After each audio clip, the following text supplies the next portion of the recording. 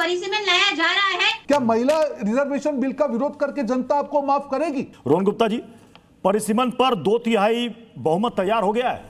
देखिए, आपके सामने ही आपकी चैनल दिखा रही है कि जो इंडी गठबंधन के पुराने साथी हैं वो भी इसके बारे में सोच रहे हैं, क्योंकि मुझे नहीं लगता है कि इसको राजनीतिक तरीके से देखना चाहिए। अभी आपने कांग्रेस के नेता का स्टेटमेंट दिखाया कि देखिए ये तो लोकतंत्र की हत्या की जा रही है, ये तो चालाकी से 2/3 बहुमति प्राप्त करने का प्रयास है। उनका विरोध क्या है? क्या बिल के ऊपर कोई विरोध है? नहीं है। तो यही तो है कि आपको विरोध करने के लिए विरोध करना है। आप तीन चीजों को मैं अलग करता हूं। महिला रिजर्वेशन के क्या कांग्रेस खिलाफ है? नहीं है। क्या कांग्रेस पार्टी डिलिमिटेशन के खिलाफ है क्योंकि उनका पाप है पुराना जो आज तक उन्होंने पूरा ना किया? नहीं। क्या ये उसके खिलाफ है कि जो साउथ के स्टेट है उसकी जो सीटें कम ना हो? नहीं। अब ये तीनों को आप इंडिविजुअली नहीं है, और अगर ये सारी चीजें एक साथ हो रही है तो आपका विरोध किस चीज का है?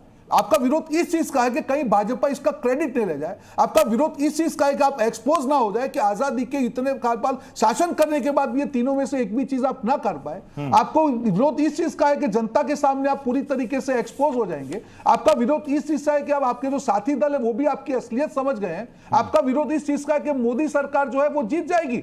अरे कभी तो जनता का सोचिए। क्या महिला रिजर्वेशन बिल का विरोध करके जनता आपको माफ करेगी? क्या साउथ के स्टेटों को अधिकार दिलाने के बिल को का क्या जनता आपको माफ करेगी? जो डिलिमिटेशन आपका पाप है 30-40 साल तक आप नहीं कर पाए, वो उसको रोकने पे आप माफ करेगी? एक एक सीट के ऊपर 25-25 लाख वोटर है। एवरेज किसी भी आप देश में देख लीजिए 5 लाख 7 लाख मैक्सिमम 8 लाख तक वोटर पे एक एमपी होता है। क्या किया कांग्रेस पार्टी ने इतनी साल तक? क्यों डिलिमिटेशन समय से नहीं हुआ?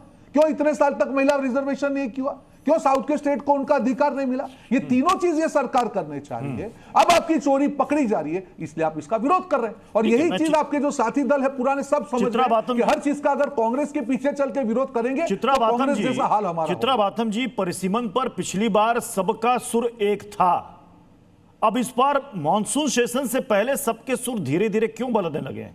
क्या कांग्रेस अलग थलग पड़ गई है? मतलब ये लड़ाई आप लोग कह रहे थे कि मिलकर लड़ेंगे, अलग अलग लड़ेंगे, फिर लड़ भी पाएंगे या नहीं? चित्रा बाथम जी। प्रत्युष जी नमस्ते।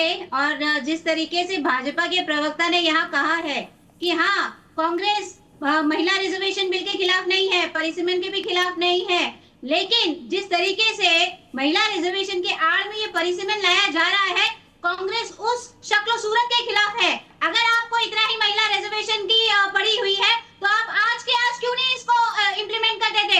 कांग्रेस ने जब 73rd और 74th अमेंडमेंट एक्ट के तहत लोकल बॉडी रिजर्वेशन में महिलाओं को आरक्षण दिया था, तब कोई किंतु परंतु का जंतु उन्होंने नहीं पाला था। उन्होंने एक बार में ही ओबीसी, एससी, एसटी सारी महिलाओं को उनका हक देने का काम किया था। आप क्यों नहीं महिला रिजर्वेशन बिल में ओबीसी महिलाओं का आरक्षण के लिए निश्चित देते हैं? आप क्यों नहीं एससी, एसटी का रिजर्वेशन परिसीमन के बाद करना चाहते हैं? आप क्यों 2011 के सेंसस पे एससी, एसटी का रिजर्वेशन देना चाहते हैं ताकि उनकी सीटें कम हो जाए? तो मुझे ऐसा लगता है रोहन जी यहाँ पे अपनी जो तोलमोल और गोल गोल करके देश की दिशा भूल करने की जो इनकी हमेशा की आदत है वही लेकर आए हैं। यहाँ पे परिसीमन का जो फॉर्मूला पिछली बार अमित शाह ने दिया था, मैं आपसे पूछना चाहती हूँ 850 का फॉर्मूला इन्होंने डायरेक्टली पार्लियामेंट के अंदर पेश किया था। अगर इनकी मंशा थी कि साउथ के स्टेट्स को पूरा न्याय और पूरा हक मिलना चाहिए, तो क्यों नहीं उन्होंने पहले ही वो ड्राफ्ट सबके समक्ष रख दिया था? नहीं रखा था। उन्होंने कहा था कि 1 घंटा देखो मैं पूरा ड्राफ्ट लेकर आता है। अरे ये क्या मनमानी चल रही है कि पार्लियामेंट प्रोटोकॉल से चलेगा? तो मुझे ऐसा लगता है कि यहाँ पे सरकार को लेकिन चित्रा बाथम जी, एक सेकंड चित्रा बाथम जी देखिए, एक सेकंड चित्रा बाथम जी, मैं एक सेकंड चित्रा बाथम जी